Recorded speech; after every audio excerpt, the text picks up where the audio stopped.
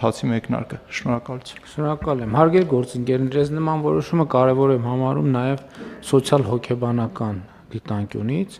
որովհետև երկու հարթություն կա։ Ընդհանրապես անվճար ջրի հասկացությունների հետ կապված մենք մեր վերաբերմունքը պիտի մի հատ ճշգրտենք, որովհետև նախ ոչ մի բան անվճար չի։ Բացարձակապես ոչ մի բան անվճար չի։ Կամ այն ինչ որ անվճար է, նշանակում ինքը արժեք չունի։ Եվ սա շատ կարևոր բան է,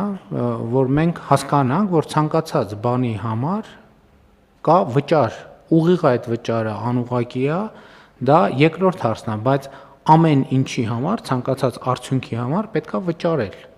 Ով է վճարում, դա ուրիշ խնդիր է։ Օրինակ կա այտենց հասկացություն էլ կար, չէ՞, Խորհրդային Միությունում, որ առողջապահությունը անվճար է։ Չի կարա այտենց բան լինի։ Այն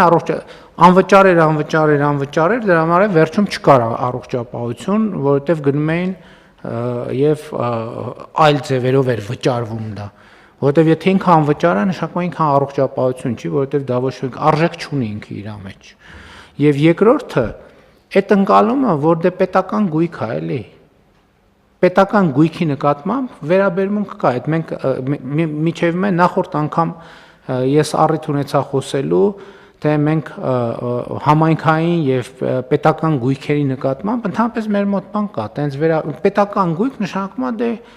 դե պետական գույք է, էլի տվեք տենանք ինչ ենք անում եւ այսօր էլ օրինակ կան բաներ, որ մենք ունենք ներդրումային ծրագիր, խնդրում ենք օգնել, ինչով օգնել, դե պետական գույքով, մի հատ ասենք շենք տվեք 25 հարգանի,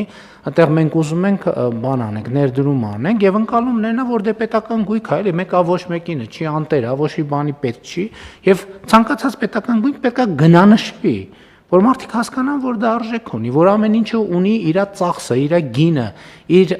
եւ կառավարման մեթոդի առումով մենք էլ պետք է հասկանանք, որը ինչ արժի եւ այո, շատ դեպքերում կարող է պարզվի, որ մենք ինչ որ ծառայություն կամ պետական հիմնարկ աշխատելու համար մենք վճարում ենք այդքան արժի, ըստ էության պետությունը ծախսում է վարձակալության այդքան վճարում, բայց կարող է մասնավոր հատվածում ավելի լավ շենք 20% ավելի էժան կա եւ ինչու շուկան չակտիվացնել եւ բան չանել հնարավորություն չտալ որ մրցակցություն տեղի ունենա մանավանդ մենք այդ պրակտիկան ունեցել ենք միջև այսօր էլ ունենք շատ պետական կազմակերպություններ կան որոնք մասնավոր հատվածից են վարձակալում եւ մենք չգիտենք հիմա լավ է որ այդ գնով իրանք վարձակալում են թե չէ որովհետեւ մենք ասենք օրինակ կան չէ ձեռնարկություններ որ մասնավորում իրանք վարձակալում են գրասենյակային տարածք եւ այնտեղ ամեն ամիս պետական բյուջեից վճար է վճարում X վճար։ Մենք չգիտենք այդ վճարը շատ է թե քիչ, որովհետեւ կարող է պարզվի, որ պետական շենքում կա հնարավորություն ավելի պակաս կամ ավելի շատ գնանշումով այդ ծառայությունը իրականացնել, բայց դրա փոխարեն իրականացվում է այլ կերպ։